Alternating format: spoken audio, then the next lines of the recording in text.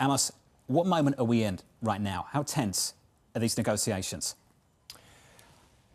Well, the moment that we're in is very serious, as the president said, because I think that we're gearing and rolling towards a war that I'm not even sure the president wants to do, but yet the momentum is in that direction. As far as the negotiations, I'm still not sure if these negotiations are for real. I think they began as a sham negotiation, meaning we weren't ready. The president went off script and promised action in Iran and got himself stuck in am I going to be like Obama with a red line or not with the protesters? And so suddenly there was this momentum towards go to war, but you then realize, well, I don't have the forces actually on the ground in the region to do anything because I moved them all out to go to Venezuela. So now I got to get more forces and I need more time. The Gulf is split between those who really want to go to war and those who are very, very concerned about it because they think it's not going to go well. So he gets the mixed messaging from the Gulf. The Israelis are pushing him to do it, obviously. And so the buildup starts, and he needs to be able to tell the Europeans and the Middle East folks, look, I tried to do a negotiation. If we go to war, he has to be able to check a box that says, it wasn't my first option. I tried, the Iranians screwed up. He's aided by the fact that Iranians always rise to the moment to screw up every situation that you're in. They literally mess everything up. They have no idea what the world is like. They live in some wacko bubble of threatening U.S. forces when they're trying to do a negotiation. How difficult is it to negotiate with the Iranians?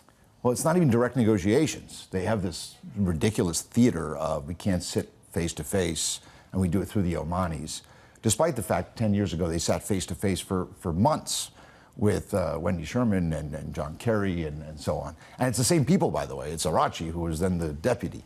So it's very complicated.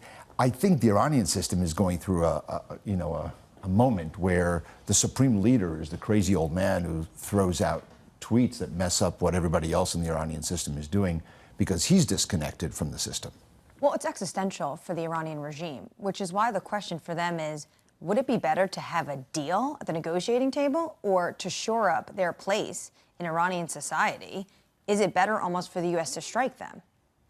Look, the distance between the Iranian society and the government has never been bigger. I mean, these people just massacred. I don't know if the numbers are floating around, but horrific. Thousands of people were killed by their own government, which is not missiles, not nuclear. That's the impetus for this war, right? Remember, we did not talk about missiles or nuclear as the reason to go to this conflict because there is no real imminent threat from those two issues, right? They were, quote unquote, obliterated the nuclear program 6 months ago. But they still have a goal to make a nuclear weapon. Our DNI assessment says they are barreling towards intercontinental ballistic missiles, and they're still funding the proxies around the region. Those are the three red lines of the administration. There's no doubt the Iranian threat to the region in December and today are the same from that perspective. As the president said, the nuclear program was set back years, not months. And the missile program is the one that is really of concern. But that wasn't what led us here, Anne-Marie. It was the protesters. Help is on the way. And so now the decision is, what kind of war do you go to? And I think this is a critical point that people are missing. There are three basic options here on this war. Only three. One is a slightly more limited strike that takes out missile depots, missile storage, launchers, and maybe another strike at the nuclear for symbolic purposes. But you leave the regime intact, but weakened. Very weakened. Most of the Gulfies prefer this option. The other one is a much more significant attack, which they have the preparation for at CENTCOM, at Central Command, which is a regime collapse or change. And that's where the two options are. You don't know in advance if you're going to get regime collapse or regime change. Regime change is when you know who comes next and you know that you can figure this out. Think Venezuela and Delcy, right? You know who's coming. Regime collapse is you have no idea.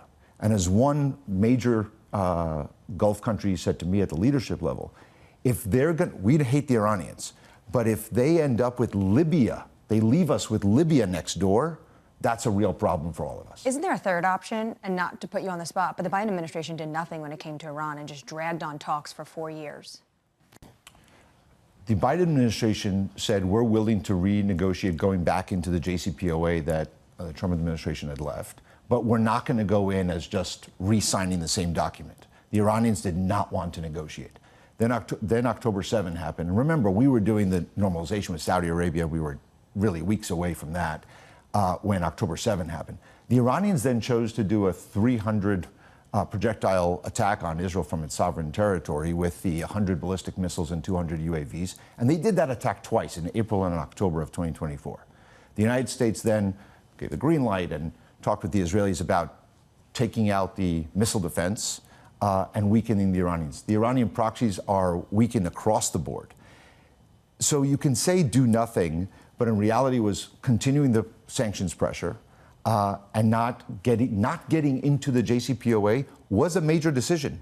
If you go back to the elections of 2020, everybody said, every Middle East expert said, Joe Biden's going to get elected and go right back into the JCPOA. Well, and it did not happen. Because he put Bob Malley in head of the Iranian affairs. Maybe, but the person who makes the decision is not Rob Malley. He was the president, and he said no. I just want to fit this in because we're talking about this and talking about ballistic missiles and a lot of the weaponry of the past, at least as this is very quickly moving. And we're talking about new weapons of war, which include a lot of technologically fused instruments. How does the use of artificial intelligence and the U.S.'s preeminence in that sphere change this discussion and, frankly, change all discussions going forward when it comes to some military negotiations? So I think this is a key point. When Emery's talking about sort of they're building out their missile capacity and so on, Iran is a relic. All right? It's literally a relic.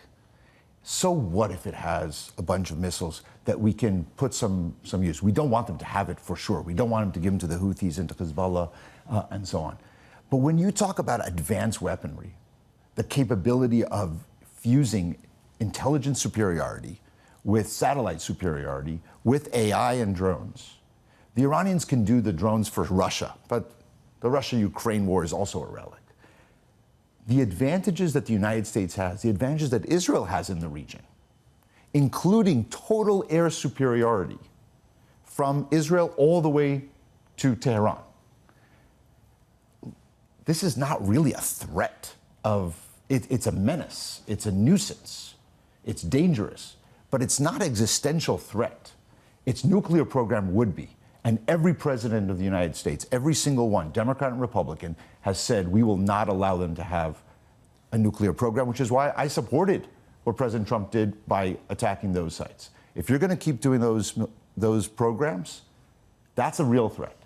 But the rest, we're going to an era of such technological advancement, whether or not the Pentagon can get out of its own way with AI.